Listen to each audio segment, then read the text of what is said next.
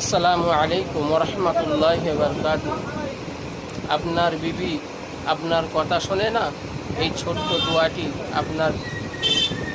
দোয়াটি আপনার বিবির কপালে হাত রেখে 21 বার পড়ুন। ইনশাআল্লাহ আপনার বিবি কথা শুনবে। আপনার ছেলেটা খুব দুরন্ত, আপনার মেয়েটা খুব দুরন্ত।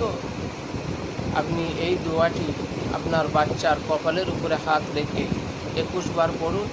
ইনশাআল্লাহ আল্লাহ তাআলার দয়ায় তোমার বিবি, তোমার বাচ্চা তোমার কথা শুনবে, তোমার কথা মতন চলবে। দোয়াটি হলো এই ছোট্ট দোয়া, ইয়া শাহিদু, ইয়া শাহিদু, ইয়া শাহিদু, ইয়া শাহিদু, ইয়া শাহিদু, ইয়া শাহিদু।